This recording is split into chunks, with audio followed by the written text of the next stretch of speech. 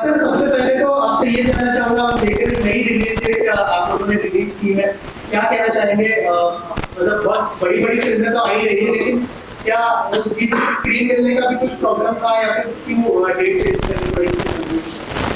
हाँ सही है, स्क्रीन मिलने का ही थोड़ा प्रॉब्लम था। मतलब जो एक्सपेक्टेशन था उससे 30 to 40% ही स्क्रीन मिल रहे थे।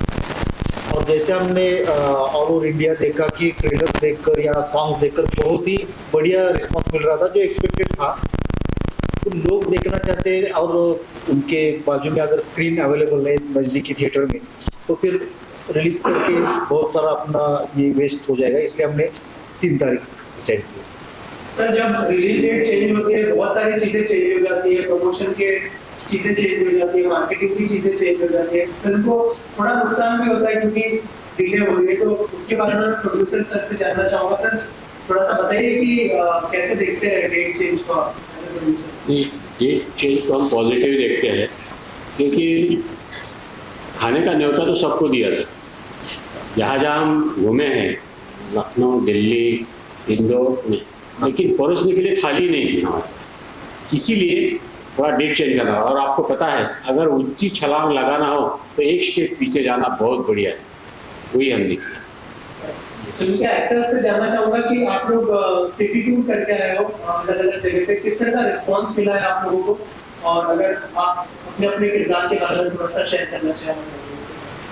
रिस्पांस तो बहुत पॉजिटिव रहा है, और जितना हम घूमे हैं दिल्ली, लखनऊ, चंडीगढ़, नागपुर, पुणे, सब जगह पे नॉट ओनली जर्नलिस्ट बट जिन ऑडियंसेस जो मिलने आए हमें ट्रेलर देखकर और गाने देखकर, उनका बहुत अच्छा रिस्पांस रहा है।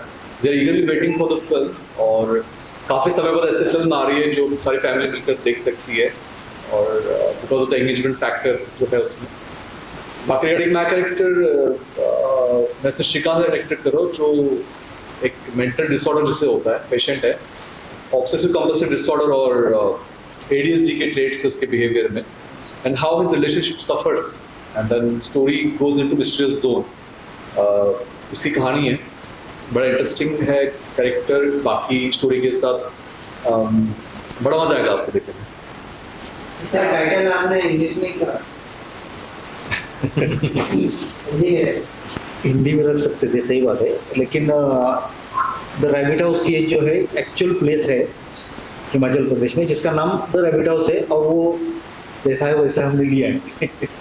और बहुत सारी हिंदी फिल्मों के नाम आजकल क्या पहले से ही इंग्लिश में होते, ऐसा कुछ नहीं। और लैंग्वेज पहले भी एक फिल्म है ना, आधी मराठी में आधी हिंदी में होने वाली, तो लैंग्वेज सेकेंडरी थिंग थी पहले से ही, जो हम जिस भाषा में बोलते हैं। कभी कभी इंग्लिश वर्ड्स भी आते हैं ना मुंह में, तो बस ये सोच कर आगे कर रहे हो।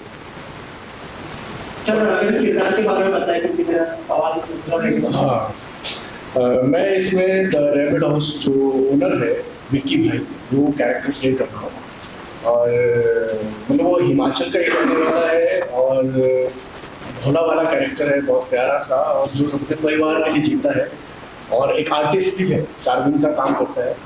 और गेस्ट हाउस शुरू किया है, वहाँ पे लोग आते हैं, उसका मकसद है कि वो लोग खुश करें, वो पूरा खुश होके जाएं और पूरी हिमाचल की और उसकी वादियों की उनकी तारीफ करें, और ताकि और भी लोग आए। इसी बीच में जो छोटा सा एक हादसा जो वहाँ हो जाता है, और उस हादसे को किसी भी तरह से वो अवॉइड करने की कोशिश करता है ताकि फैमिली को प्रोटेक्ट करे, क्योंकि हर कैरेक्टर में, हर इंसान में एक एनिमल क्वालिटी होती है। तो जिस उसी तरह से विक्की भाई में भी एक एनिमल क्वालिटी बोल सकते हैं। तो जैसे उन्होंने नाम रखा है द रैबिट हाउस, उन्होंने खुद ही नाम रखा है, वो घर भी उस तरह से ही बनाया हुआ है। तो जैसे रैबिट में भी रहता है कि छोटे छोटे घोर बनाकर अपनी फैमिली को प्रोटेक्ट करना, तो उस सिचुएशन में शायद वो वाली क्वालिटी विक्की भाई की बात आती है। और जितनी भी प्रॉब्लम्स होती हैं, चाहे वो पुलिस को इन्वॉल्व नहीं करना है या बाकी लोगों को इन्वॉल्व नहीं करना है, उन सब लोगों को दूर करके सिर्फ अपनी फैमिली को प्रोटेक्ट करने की पूरी कोशिश करता है, और काफ़ी हद तक सक्सेसफुल। कैसा रिस्पॉन्स रहा आप लोग अलग अलग सिटीज में घूमे, तो एज एक्टर आपको किस तरह का रिस्पॉन्स मिला है लोगों से, अगर किरदार के बारे में बताएं? यस, नमस्कार। मेरे किरदार का नाम है कोमल, तो उसके नाम की तरह ही कोमल सा कैरेक्टर है और प्यार से भरा हुआ है। मतलब ऐसा कह सकते हैं कि ये कैरेक्टर हर उस इंसान को रिप्रेजेंट करता है जो खुद की लड़ाई लड़ रहा है किसी दबाव से बाहर आने के लिए, खुद की ताकत को पहचानने के लिए। तो ऐसा अगर इंसान रैबिट हाउस में आ जाए और उसके साथ ये जो कैरेक्टर्स हैं उनके साथ उनका रिलेशनशिप कैसा होगा, ये इस फिल्म में दिखाया गया है। और आज तक ट्रेलर और 3 गाने रिलीज़ हुए हैं। ऑडियंसेस के साथ मतलब पर्सनल इंटरेक्शंस करने का भी चांस मिला जब हम सिटी टूर कर रहे थे, और उनकी आंखों में जो अफेक्शन दिख रहा था कैरेक्टर के प्रति, या फिर वो म्यूज़िक या फिर वो स्टोरी की क्यूरोसिटी जो उनकी आंखों में नज़र आ रही थी, वो मेरे लिए हाईलाइट था। बहुत मज़ा आया। तो सर आपसे जानना चाहूँगा 21 इंटरनेशनल अवार्ड्स तो एज अ डायरेक्टर क्या कॉन्फिडेंस मिलता है थोड़ा कि थिएट्रिकल अगर आएगी तो लोग पसंद करेंगे? जरूर जरूर क्योंकि अवार्ड्स ये तो एक बात है कि चलो अवार्ड्स के लिए जूरीज होते हैं, क्रिटिक्स होते हैं, वो देखते हैं, सराहना करते हैं, फिर अवार्ड मिलता है। दूसरी साइड ये है कि फेस्टिवल्स में जहाँ जहाँ फिल्म गई तो सामने जो ऑडियंस था वो तो कॉमन ऑडियंस था, तो उनका रिस्पॉन्स ही इतना बढ़िया था कि वहीं पर कॉन्फिडेंस बढ़ गया था, खाली अवार्ड से नहीं, ऑडियंस के रिस्पॉन्स से। सर एज अ डायरेक्टर कैसा एक्सपीरियंस रहा पूरी फिल्म करने का, और अगर पता है कि क्या क्या चैलेंजेस आपको फेस करने पड़े as a director? Yes, as a director experience तो मतलब अगर हम कुछ एक्सप्रेस करना चाहते हैं और एक्सप्रेस करने का मौका मिलता है तो हम खाली हो जाते हैं, तो उस तरीके का ये एक्सपीरियंस था, ये पूरी जर्नी थी। चैलेंजेस तो थे ऑफकोर्स, क्योंकि हम जहाँ पर शूट कर रहे थे ये बहुत ही अनटच लोकेशन है जहाँ पर ज़्यादा लोग आते जाते नहीं, रोड्स नहीं है अच्छे, क्योंकि वहाँ पर ज़्यादा व्हीकल्स ही नहीं है तो रोड अच्छे क्यों बनेंगे। तो और हमने जो लोकेशन वहाँ पर ढूंढे थे वहाँ पर ट्रैक करके जाना पड़ता था, तो फिर कभी कभी लैंडस्लाइडिंग होता था, जो क्लाइमेट हमने एक्सपेक्ट किया था वो तो वहाँ पर नहीं था। अप्रैल मई में बर्फ गिर रहा था, बारिश आ रही थी, सब कुछ प्रतिकूल दिख रहा था, लेकिन ये सब चैलेंजेस देखते हुए हमने ओवरकम करके अच्छे से काम किया और हुआ। सर एज अ डायरेक्टर थोड़ा सा ये भी जानना चाहूँगा कि जैसा आपने कहा कि स्क्रीन्स नहीं मिल रही थी, बड़ी बड़ी फिल्में आ रही, पुष्पा 2 की बात करें, अभी बेबी जॉन भी रिलीज हो रहा है, तो मतलब जो नई फिल्में हैं या फिर नए कलाकार हैं उनको थोड़ा सा डिफिकल्टीज होती है सस्टेन करने के लिए?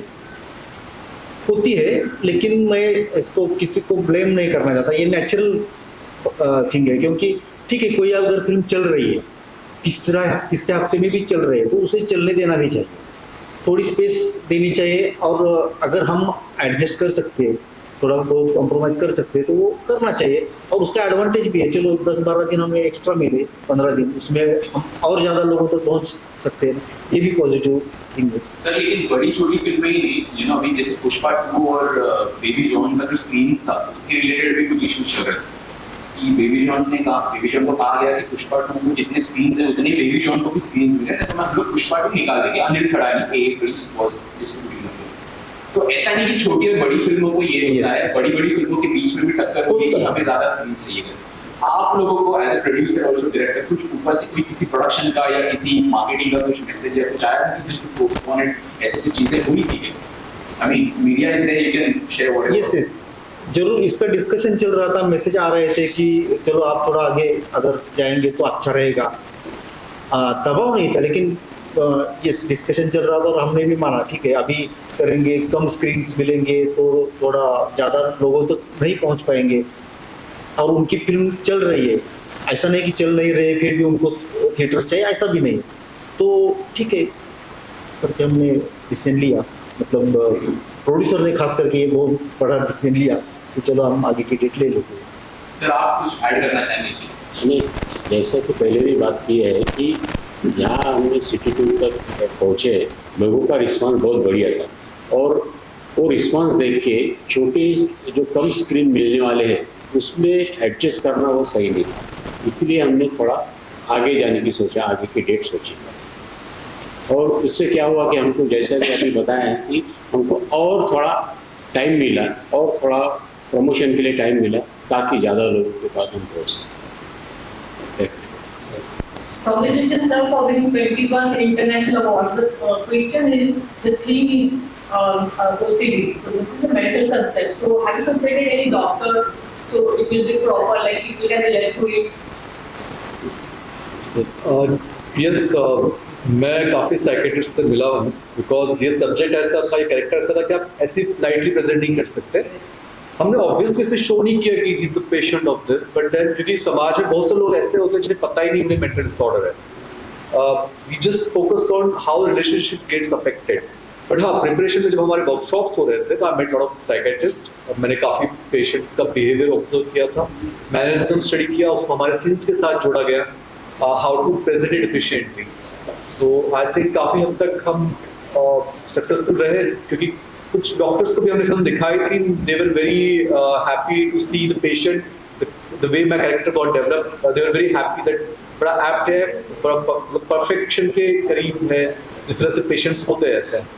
Did you read any book for that, preparing for the role? I have been studying obsessive compulsive disorder and ADHD since long. After signing the film, I have been studying it. तो और mainly guidance psychiatrist का रहा है.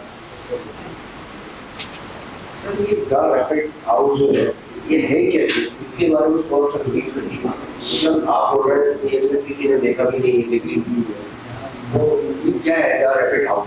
नहीं, किसी ने देखी नहीं ऐसा नहीं है.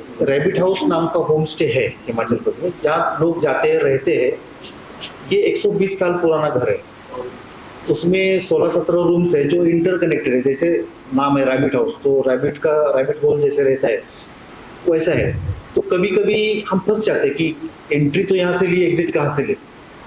एग्जिट का दरवाजा कभी कभी नहीं मिल पाता. तो ये मन की सिचुएशन भी हो जाती है. कभी कभी किसी सिचुएशन में हम अटक जाते हैं तो यहाँ से कैसे बाहर निकले. तो मन की सिचुएशन रैबिट हाउस जैसी हो जाती है सिंबॉलिकली अगर देखा जाए तो. म्यूजिक के बारे में बात करें, कैसा यस, इसका म्यूजिक पद्मनाभ ने किया है और पद्मनाभ ने एक अच्छा लीड कैरेक्टर भी प्ले किया है इसमें, मोहित का. म्यूजिक आप अगर सुनेंगे तो बहुत ही अलग तरीके का बना है क्योंकि उसमें हिमाचली फोक आया है. तो हिमाचली फोक सॉन्ग है, कुलवी नाटी है, और बाकी जो हिंदी गाने हैं उसमें भी थोड़ा हिमाचली फ्लेवर आया है. तो बहुत दिनों के बाद आपको एक अलग टाइप का म्यूजिक सुनने को मिल सकता है. जिसमें एक गाना तो परफॉर्म ने गाया, बहुत ही बढ़िया गाया. परफॉर्म तो बहुत बड़े सिंगर है तो उन्होंने गाया भी उसी लेवल से. और बैकग्राउंड म्यूजिक जो है बहुत इम्पैक्ट करता है. फेस्टिवल्स में क्रिटिक्स ने उसकी सराहना की है कि बैकग्राउंड म्यूजिक बहुत ही इम्पैक्ट ला रहा है ऐसा करके. जैसे आपने बताया कि अलग अलग लोकेशन में शूट हुआ है, तो जो स्क्रिप्ट लिखी गई थी तो पहले ये सोच के लिखी कि ये बाद में डिसाइड. हाँ, इसकी स्टोरी इंटरेस्टिंग है कि हमारे डीओपी ने पहले लोकेशन देखा था, मैंने नहीं देखा था. तो उसने आकर बताया कि एक ऐसा ऐसा यूनिक लोकेशन है, अलग है, वहाँ पर ज़्यादा कोई जाता नहीं, तो अगर हम कुछ वहाँ कर सकते हैं तो उसने जो रैबिट हाउस का वर्णन किया तो उसमें स्टोरी आकार लेते गई. तो मैंने लिखी, पूरा स्क्रीन प्ले लिखा.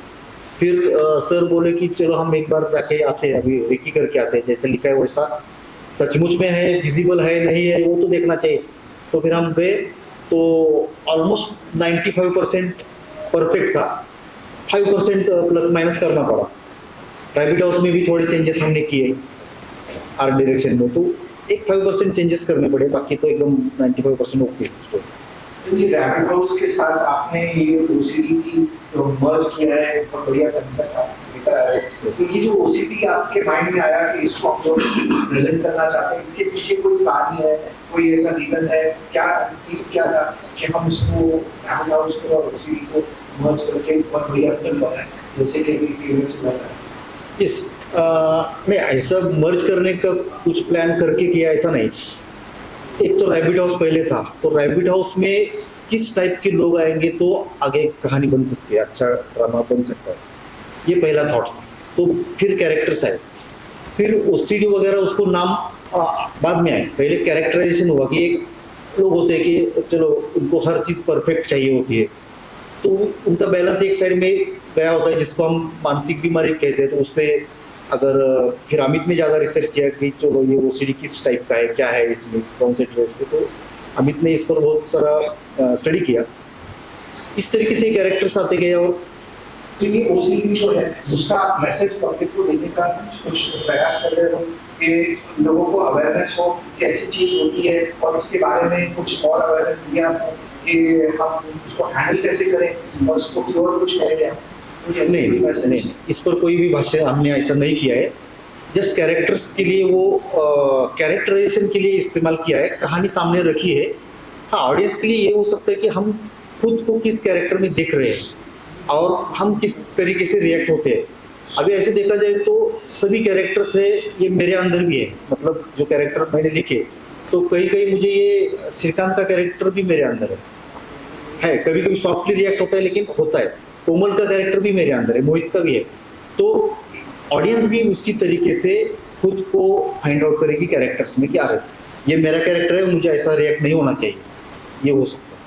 तो जब बात करते हैं श्रीकांत की तो आपने कुछ जो रिसर्च किया आपने काफी मेहनत की उसकी वजह से बता था, उसमें आपको क्या क्या समझ में आया कि मुझे क्या वो होना चाहिए, उसके ऊपर आपने फिर कैसे आपने उसके बारे में एक तो बिहेवियर काफी वियर्ड होता है, अनप्रेडिक्टेबल होता है और गुस्सा आता है बड़ा इरेशनल होता है। जैसे नॉर्मल इंसान रैशनल गुस्सा आता है, उसे कुछ चीज के हिसाब से नहीं होती है। ऐसे कैरेक्टर्स का बिहेवियर काफी रैशनल होता है। सामने वाला हमेशा विक्टिम ही बनता है इसमें, तो उसका is not able to find out कि क्या रिएक्ट कर रहा है बंदा, सामने वाला मेरा पार्टनर क्या सोच रहा है, तो हमेशा डिलेमा में रहेगा।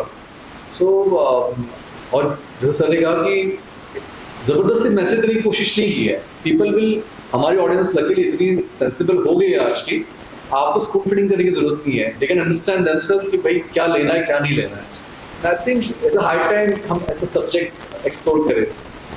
ऑडियंस को जब आपने ये प्रेजेंट किया, आपने बहुत सारे विषय कितने शेयर आप बोले थे और कितने लेवल से आपने अप्रोक्सीमेटली इंटरेक्ट किया था? हाँ, हम 100 नहीं ज़्यादा ही, क्योंकि फेस्टिवल्स में भी बहुत एक फेस्टिवल में 400-500 लोगों से इंटरेक्शन होता था। इतने लोगों से जब आपने इंटरेक्ट किया, हर आदमी इस पिक्चर को थोड़ा थोड़ा अलग अलग तरीके से दिखता होगा, उससे आपको भी कुछ समझ में आता होगा। कोई ऐसा इंसिडेंट, कोई ऐसी बात आप बता सकते हैं कि आपको ऑडियंस किस तरीके से इसको देखती है? हाँ, ये होता है कि जहाँ पर हमें समझो लाफ्टर एक्सपेक्टेड है तो हमने देखा कि अरे कहीं और भी लाफ्टर्स आ रहे हैं जो हमने एक्सपेक्ट नहीं किया, ये भी आ रहे। कहीं कहीं जगह पर तालियां भी आती है जो एक्सपेक्टेड नहीं थी। तालियां बजाने ऐसा कुछ है या इस सीन में ऐसा नहीं लग रहा था, लेकिन लोग तालियां बजाते हैं, ये तो हमने देखा है, एक्सपीरियंस किया।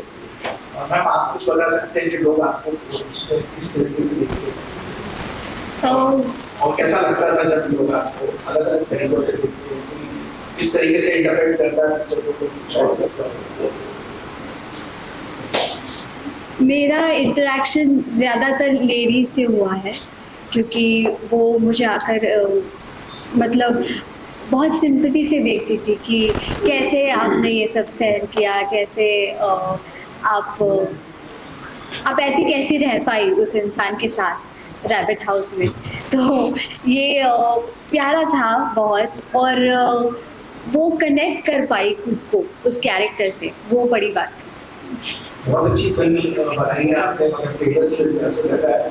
ऑल द बेस्ट आपको, बहुत बहुत मुबारक हो। Thank you sir. आपने सबकी तरफ से आपके लिए success. Thank you so much, सभी को धन्यवाद।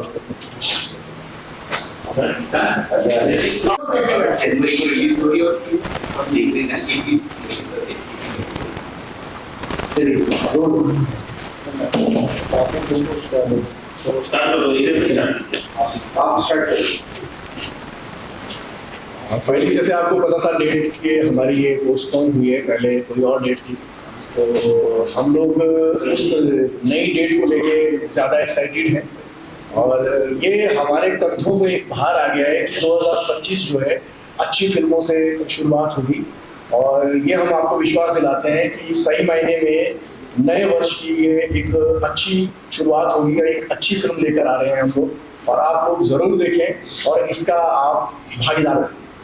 ये 3 तारीख को, 3 जनवरी को रिलीज होगी सभी थिएटर्स में। जैसे कि आप जानते हो 3 जनवरी को हमारी फिल्म रिलीज हुई है द रैबिट हाउस, जिसका टैगलाइन है हम राज नहीं हम राज है। तो मैं ऑडियंस से ये अपील करता हूँ कि आइए थिएटर में और आप भी हमराज बनिए और एंजॉय कीजिए फिल्म। यस, बहुत बार ऐसा होता है कि कमर्शियल फिल्म जो ऑडियंस देखने के लिए जाती है, तो कमर्शियल फिल्म बनाते हुए सोचा जाता है कि लोगों को क्या चाहिए, इस फिल्म से ये अच्छा लगा था, उस फिल्म में ये अच्छा लगा था, फिर एक नई कमर्शियल फिल्म बनती है। तो इस टाइप की फिल्म नहीं है, ये कमर्शियल है लेकिन ओरिजिनल है, ओरिजिनल कुछ देने की कोशिश की है और विजुअली बहुत अच्छी है, साउंड वाइज भी बहुत साउंड डिजाइनिंग का काम इसमें संकेत डोटकर डिजाइनर है, तो उसने बहुत बढ़िया काम किया है। तो जरूर ये फिल्म थिएटर में जाके देखनी चाहिए। तो हम हिमाचल प्रदेश का, वहाँ के कल्चर का, रैबिट हाउस का एक्सपीरियंस ले सकते हैं। तो 3 जनवरी को जरूर थिएटर में जाके ये फिल्म देखिए, द रैबिट हाउस। 3 जनवरी 2025 को द रैबिट हाउस हमारी हिंदी फीचर फिल्म रिलीज़ हो रही है। इस फिल्म में जो एक कॉन्सेप्ट है जिस पर आजकल कम कंटेंट बनता है, जो हर एक इंसान के बारे में बात करे जो अपनी स्ट्रेंथ को पहचानना चाह रहा है, और इस कॉन्सेप्ट को एक एंटरटेनमेंट वे में प्रेजेंट करना जिसमें मल्टी जॉनर्स आपको एक्सपीरियंस करने मिलेंगे, thrill, comedy, romance, drama, dance, music, सब कुछ आपको थिएटर्स में एक्सपीरियंस करने मिलेगा ऑडियो विजुअल ट्रीट के साथ। दोनों भी प्रोड्यूसर है। कंटेंट वाइज फिल्म बहुत बढ़िया बनी है, हमारे सभी कलाकारों ने बहुत अच्छा काम किया है। नए साल में लोगों को मनोरंजन और सस्पेंस, थ्रिलर और सब मसाला मिलेगा लोगों को। 3 तारीख को थिएटर में जाके देखिए, मैं आह्वान करता हूँ। और हमारी फिल्म की टैगलाइन क्या है मालूम है? हम राज नहीं, हम राज है।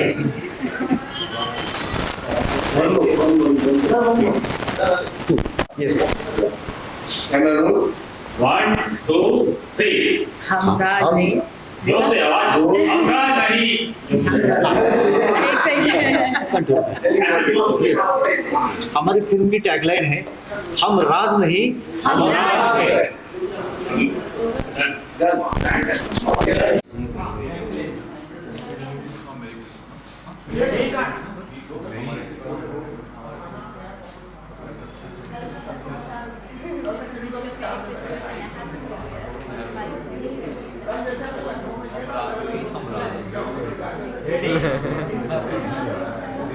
रेडी? अरे चलो रोलिंग, चलिए camera roll action. Wish you all a Merry Christmas and Happy Christmas. Keep rolling rolling action. Wish you all a Merry Christmas and Happy New Year. हमारी फिल्म आ रही है द रैबिट हाउस 3 जनवरी 2025 को। हम राज नहीं, हम राज हैं। क्या बात है। सही है। सही है।